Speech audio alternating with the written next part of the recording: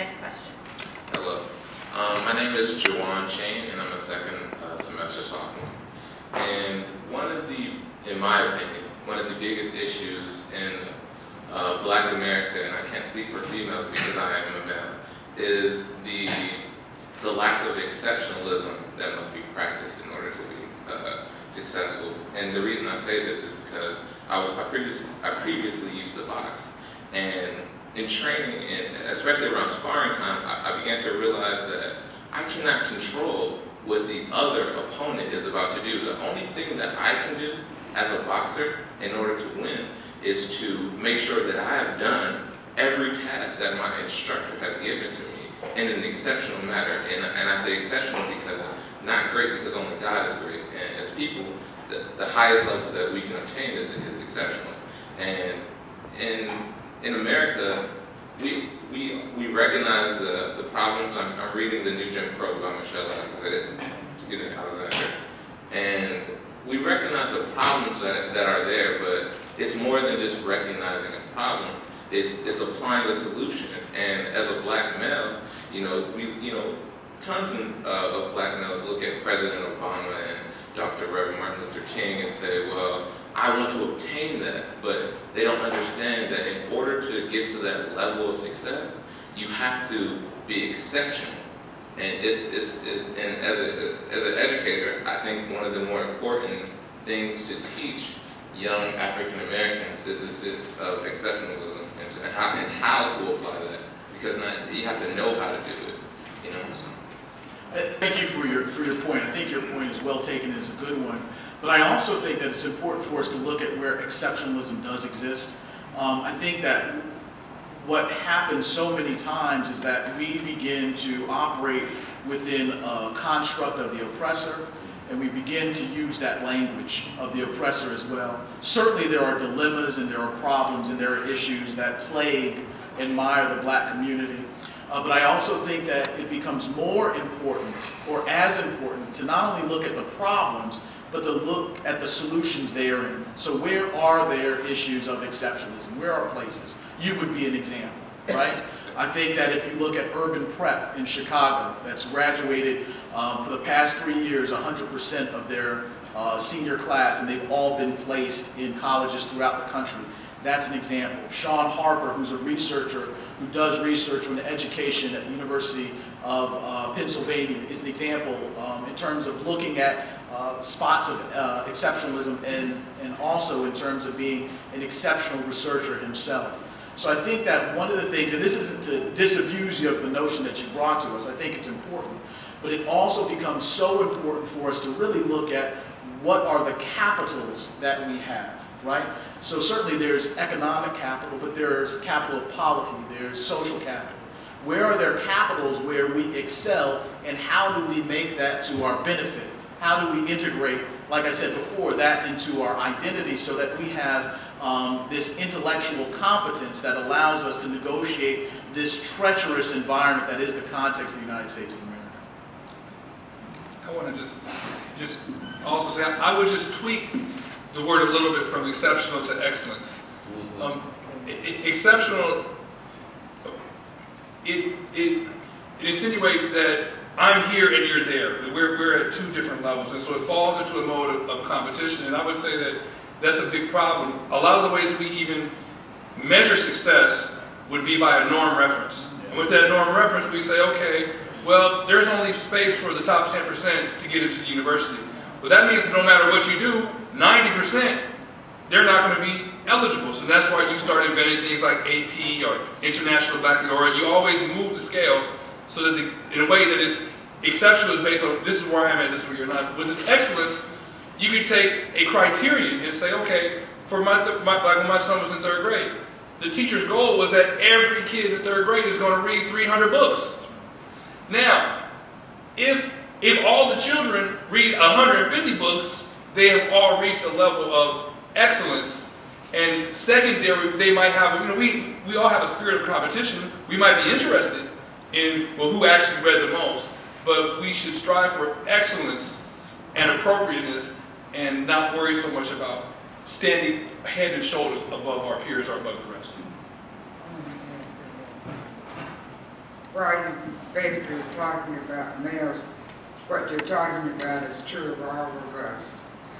And I do think that we have to look at these problems not as one thing and one way, but all of this, because I think usually we look at one thing and say that's it, or two things, but all of this is multiple. And we've got to not just look at one way, because no two people learn the same way. So what I do for you does not necessarily work for the other person. So we've got to look in terms of multiple reasons, multiple solutions. Multiple intelligence. Yes. Thank you. Okay.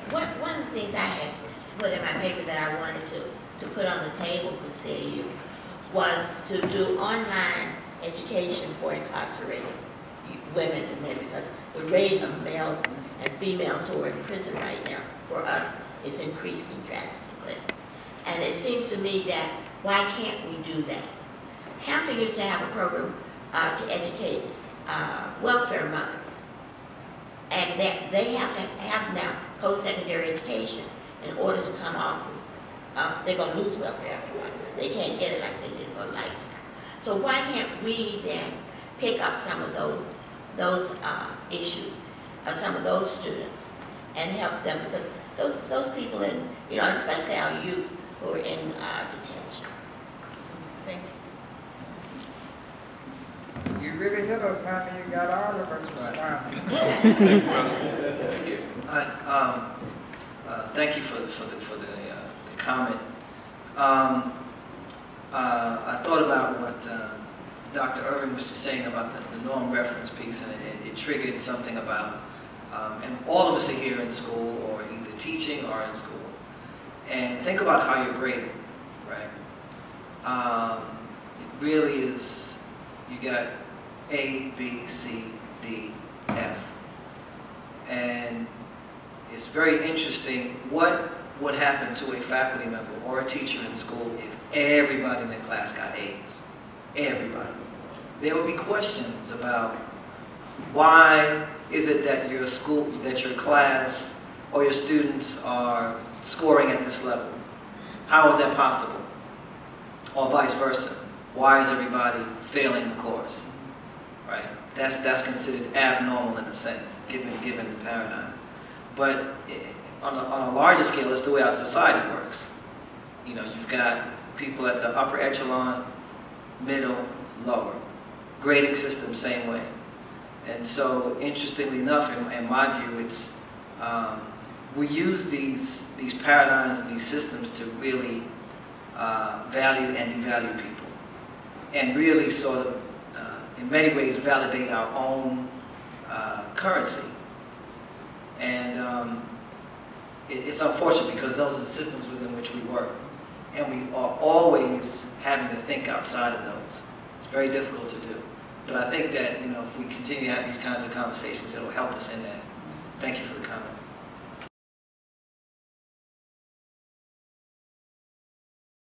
Thank you, Dr. Evans, for this year-long series of lectures.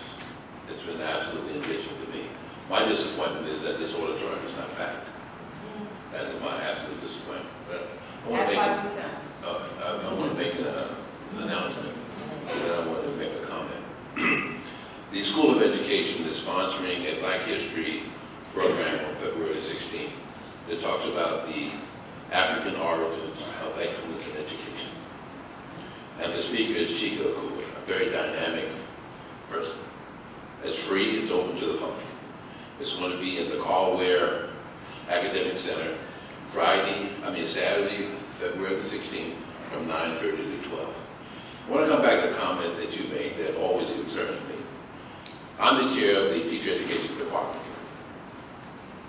Like any other teacher education program in America, you look at traditional thought. But in all of my classes, be it undergraduate or graduate, we open up with the work of Naim Akbar, Know Thyself. We look at Wade Noble's a series of papers that he's written on why public education is not working for us. We also look at Asa Hilliard's work. And I'm saying that to say that it seems to me at an HBCU, we have to frame our preparation very differently from traditional white institutions. Otherwise, we're perpetuating the same old stuff. So it seems, so what we do is to use Naeem Akbar's book, Know Thyself, and in there he talks about the need to deconstruct everything that we read. So therefore, that we have a different framing as we go forward. And I think the thing that you raised that's important to me, that if I had my brothers, we would have a different paradigm in terms of how we teach teachers to teach African American children. I think we would look differently in terms of how our children learn. And I think the whole paradigm of assessment would be different, would be other than just testing them. Because it is so narrow in terms of children's development as part